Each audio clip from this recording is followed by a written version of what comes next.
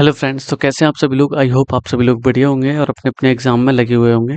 तो सीबीटी 2 की तैयारी के लिए सीरीज में परसेंटेज की सीरीज स्टार्ट कर दी थी, जिसमें पार्ट 1 में पहले ही डाल चुका हूँ। ये पार्ट 2 है। तो पहला पार्ट अगर आपने नहीं देखा तो पहले पहला पार्ट देखें। मैं क्वेश्चन ले रखा हूँ जो टीसीएस ने लिए हुए हैं और अच्छे अच्छे लेवल के क्वेश्चन है, जो हो सकता है सीबीटी 2 एग्जाम में आपको सीधे सीधे देखने को मिल जाए। अगर सीधे को नहीं मिलेंगे देखने को तो उसके डिजिट चेंज होके मतलब सारे कॉन्सेप्ट क्लियर करने वाला हूँ। ठीक है, तो क्वेश्चन की फॉर्म में क्लियर करूंगा।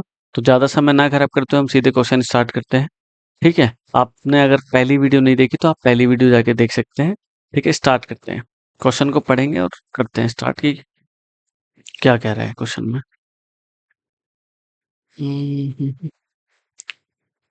देखो भाई, पहला क्वेश्चन कह रहा है the price of raw material has gone up by 15%।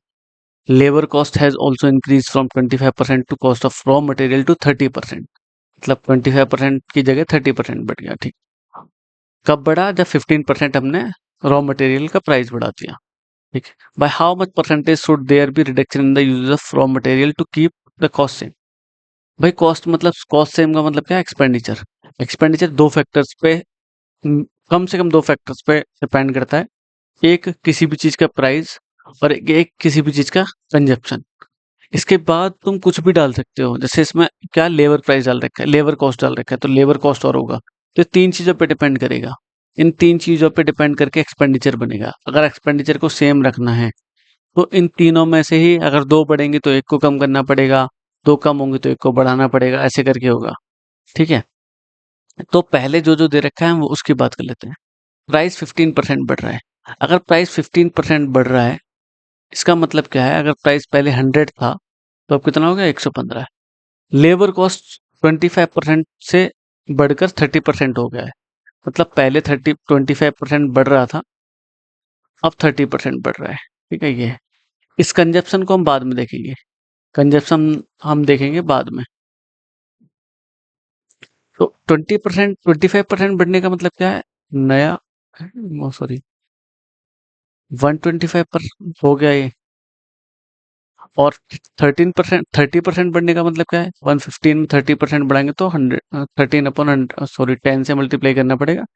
और इसका मल्टीप्लाई करेंगे तो 13 5 जा, मैं कर देता हूँ 56191495 इतना आएगा। ठीक है भाई, इससे इसको काटेंगे तो कितना हो गया? 149.5। तो यहाँ पे कुल मिला के ओवरऑल अगर मैं बोलूँ तो प्राइस बढ़ गया। ओवरऑल प्राइस इतना बढ़ गया। ये मैंने लेबर कॉस्ट और ये इसका रॉ मटेरियल का प्राइस बना के ओवरऑल प्राइस बढ़ गया। तो अब कंजप्शन इसी रेशियो में कम करना पड़ेगा। तो कितना कम करना पड़ेगा? 24.5 कितने पे? 149.5 इंटू 100। इतनी बात समझ में आ रही है? तो पॉइंट से पॉइंट में उड़ा दिया। दो से सॉरी, 5 से काटेंगे तो 4 जा 9 जा, 5 से इसको काटेंगे तो 2 4 9 और 9 299। तो ये कितना हो गया? 14900 अपॉन 299। मैं इसको 299 नहीं समझता, मैं 300 समझता हूँ। 300 से इसको डिविजिबल ले लेते हैं। दो जीरो से दो जीरो, 3 बन जा, 3 6 जा, सॉरी, एक मिनट। तो अगर मैं इसको 3 से डिवाइड करता हूँ तो 16 पॉइंट समथिंग आएगा। ठीक है, तो 16 पॉइंट समथिंग मैंने थोड़ा सा बढ़ा दिया तो इसमें अप्रोक्स आंसर कितना हो जाएगा? 17। बात समझ में आ रही है आपको? ठीक है, नेक्स्ट क्वेश्चन पे चलें। Rajan spent 10% of his salary on rent. He spent 20% of the remaining part of the salary on transport, after which he spent 40% of the balance of the salary on food. Further, he spent 80% of the balance of various bills. He deposited 5,000 in the bank and kept the remaining 1,480 for his own petty expenditures. Find his monthly salary. ठीक है भाई, तो इसमें remaining remaining वाला scene दे रखा है। तो remaining remaining वाला सीन एक तरीके से बोल सकते हैं डिस्काउंट वाला सीन हो जाता है। इतना दिया, उसको बोलते हैं डिस्काउंट पे डिस्काउंट, डिस्काउंट पे डिस्काउंट, तो वो वाला सीन हो जाता है। तो इसमें कुछ नहीं करना, हमें रेशो लेना है और रेशो लेके उसको डिक्रीज करना है। जैसे यहाँ पे 10% खर्च हो रहा है तो 10% का रेशो आपको पता होना चाहिए, 1/10। तो 10 था पहले, एक हट के कितना हो गया? 9 रह गया। ठीक है भाई, फिर 20%। तो 20% का रेशियो कितना होता है? 1/5, 5 में से एक घट के कितना बचा? 4। फिर कितना होता है? 40%। 40% का रेशियो कितना होता है? 2/5, 5 में से 2 गए तो 3 बचे। फिर है 80%। 80% का मतलब होता है 4/5, 5 में से 4 खर्च कर दिए, 1 बचे। ये वाला केस हो गया। ठीक है। अब मैं इसको मल्टीप्लाई कर देता हूँ तो ये कितना हो जाएगा? इसको और सिंप्लीफाई कर लेते हैं, 2 और 5, तो ये कितना हो गया? 625 और ये 54। ये उसकी इनिशियल सैलरी थी, ये बाद में बची। अब यहाँ पे ये बची रिमेनिंग वाली है, तो यहाँ पे कितना पैसा बचा? भाई 5,000 उसने बैंक में जमा करा है और 1480 उसके पास है, खर्चे के लिए रखा है। तो टोटल कितना बचा उसके पास? 5,000 और 1480। ठीक है भाई, ये बात समझ में आ रही है? तो ये कितना हो गया कुल मिला के? 6480 रुपये। तो ये 6480 रुपये हो गया। 54 की वैल्यू 6480, एक की वैल्यू मैं निकालूंगा 54 से, इसको 120 टाइम्स, तो 625 की वैल्यू निकालनी है क्योंकि इनिशियल सैलरी ये है। 625 की कितनी हो जाएगी? 120। इससे इसको मल्टीप्लाई करेंगे तो ये 12×6 = 72, मतलब 75,000 के आसपास आएगा। ठीक है, ये इसका आंसर हो जाएगा। ठीक है, नेक्स्ट क्वेश्चन पे चलते हैं। अब देखो ये क्वेश्चन बहुत अच्छा है, इसको बहुत ध्यान से समझेंगे। ए की आय बी के आय का 80% है, तो ए का व्यय बी के व्यय का 60% है। तो यहाँ पे ए और बी की कहानी चल रही है। अब आय की बात चल रही है, इनकम की बात चल रही है। The income of A is 80%। आप देख सकते हो इंग्लिश वाला क्वेश्चन भी ले रखा है, इनकम। ठीक है, अब इनकम है, उसके बाद एक्सपेंडिचर होगा और ये सेविंग होगा। इनकम और सेविंग को जोड़ देते हैं तो इनकम बनती है। ठीक है, ए और बी में रिलेशन दे रखा है। ए की जो इनकम है वो 80% ऑफ बी की इनकम है। तो अगर मैं बी की इनकम को 1000 मानता हूँ तो इसकी कितनी हो जाएगी? ये 800। हाँ है ना, मैंने बड़ा इसीलिए लिया है क्योंकि कोई भी मतलब फ्रैक्शन में ना है वैल्यू, इसीलिए। अगर मैं बात करता हूँ, अब इन्होंने इसके बारे में दे रखा है, तो ए का व्यय बी के व्यय का 60% है। इसका जो एक्सपेंडिचर है वी के एक्सपेंडिचर का 60% है, तो यहाँ पे मैं एक्सपेंडिचर मान लूंगा। ये यहाँ पे जो भी इसका एक्सपेंडिचर आएगा उसका ये 60% है, ये 60% है। ठीक है, इसका इसका जो भी आएगा। अब आगे क्या दे रखा है? यदि ए की आय बी के व्यय का 90% है, यदि ए की जो आय है, जो इसका व्यय है, उसका ये जो है 90% है। ठीक है, ये 90% है, तो 90% की वैल्यू कितनी हो गई? 90% की वैल्यू कितनी दे रखी है? 800। तो अगर मैं इसको 100% की वैल्यू निकालना चाहूंगा तो एक से एक जीरो कट के 100% की वैल्यू कितनी निकल के आई? 800/9। ये इसका बी का खर्चा हो गया, 800/9। इतनी बात समझ में आ गई भाई? ठीक है, अब ए का भी खर्चा पता चल जाएगा क्योंकि ये कितना है? 60%। 800/9 इनका 60% निकालेंगे तो 60/100, तो ये कितना आ जाएगा? 480/9। ठीक है, फ्रैक्शन में वैल्यू फिर भी आ रही है तो फ्रैक्शन की वैल्यू को हम हटा सकते हैं। 480/9।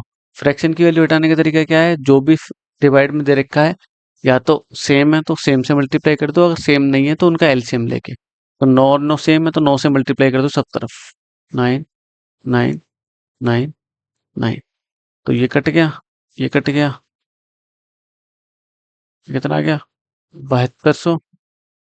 ये कितना आ गया? 9000। अच्छा, यहाँ पे कितना बचा? 7200 में से इसको घटाएंगे तो 0।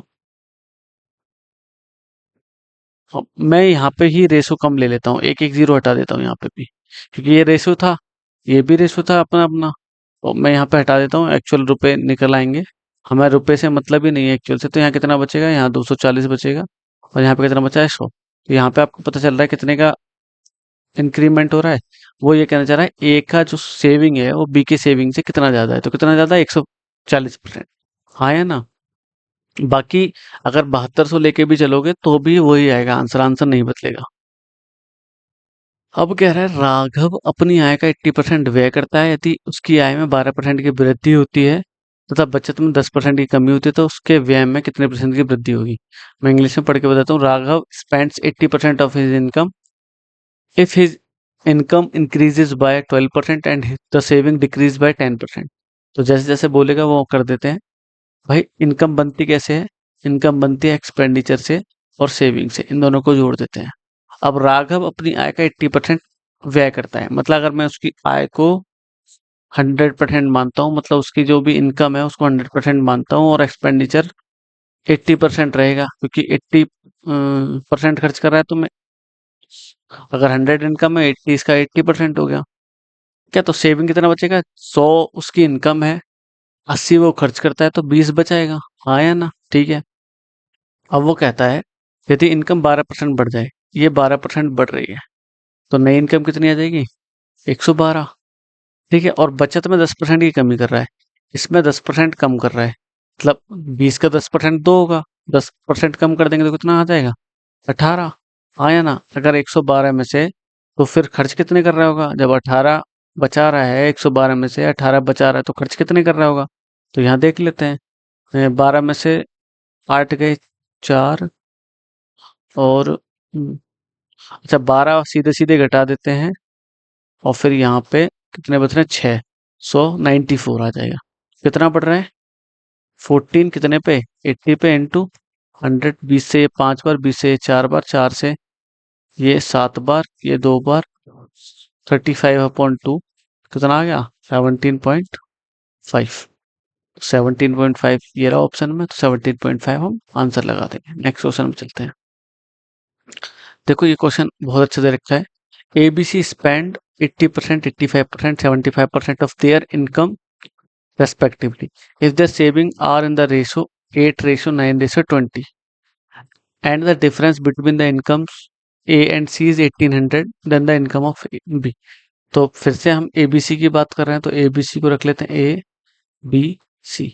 भाई वो इनकम, एक्सपेंडिचर, सेविंग। इतनी बात समझ में आ रही है भाई? एक मिनट। ठीक है। अब उन्होंने हमें रेशो दे रखा है किसका? सेविंग्स का। तो सेविंग्स का रेशो मैं ले लेता हूँ 8:9:20। ठीक है भाई। अब उसने कहा है वो खर्च कितना कर रहा है? 80% खर्च कर रहा है ए, 85% बी, और 75% सी, ये खर्च कर रहा है। तो अब मुझे ये बताओ, जैसे मेरी कोई सैलरी है, अगर मैं उसमें से 80% खर्च कर रहा हूँ, तो मेरे पास कितनी बच रही है? 20%। तो ये वही तो दे रखा है, ये 20% है, ये 15% है, ये 25% है। हाँ या ना? तो 20% की वैल्यू 8 दे रखी है, अगर मैं 100% की निकालूंगा तो कितनी निकलेगी? 40। 15% की वैल्यू 9 दे रखी है, तो 15, यहाँ पे देखो, 15% की वैल्यू कितनी है? 9। 3 से काटूंगा 5, ये 3, 5% की 3 आ गई, तो 100% कितनी आ जाएगी? 60। तो यहाँ पे 100% कितनी आ गई? 60। अगर मैं बात करता हूँ 25% की वैल्यू कितनी है? 20। तो 100% कितनी हो जाएगी? 80। ये भी रेशो आया है, क्योंकि रेशो में कहानी चलती है, तो ये रेशो कितना आ गया? 2:3:4। अब उन्होंने दे रखा है the difference between the salary of A and C is 18,000। हाँ है ना? तो ए और सी का यहाँ पे डिफरेंस कितना है? ए और सी का 2 का, तो 2 की वैल्यू कितनी दे रखी है? 18,000। अब हमसे सी सॉरी बी की वो पूछिए, तो 1 की कितनी आ गई? 9,000। तो बी की इनकम कितनी है? 3। 3 की वैल्यू निकालूंगा, 3 से मल्टीप्लाई इधर, 3 से मल्टीप्लाई इधर, तो कितनी आ जाएगी? 27,000 रुपीज। तो सी की कितनी आ गई? सॉरी, बी की इनकम कितनी आ गई? 27,000 रुपीज। तो ये थे आज की इस वीडियो में क्वेश्चंस। मैंने फिर से 5 क्वेश्चंस लिए हैं। पहले मैं देखता हूँ कि आप किस तरीके से रेस्पॉन्स करते हैं। ठीक है। ये सीबीटी 2 के लिए बता रहा हूँ मैं, आरआरबी एनटीपीसी सीबीटी 2 के लिए। अगर आपने चैनल को सब्सक्राइब नहीं किया है, तो आप चैनल को सब्सक्राइब कर लो सबसे पहले, और बेल आइकन को भी दबा दो। आगे मैं सब टॉपिक पे वीडियो लेके आऊंगा, मैथ्स भी, और मैं थोड़ा जीएस भी बता दूंगा कि कहाँ से क्या क्या कैसे कैसे करना है। तो आप उस चीज का भी ध्यान रखना। ठीक है। तो ये थी आज की वीडियो परसेंटेज की। और भी क्वेश्चंस लेके आना हो, ये पार्ट सेकंड है। मिलते हैं नेक्स्ट वीडियो में। Thank you.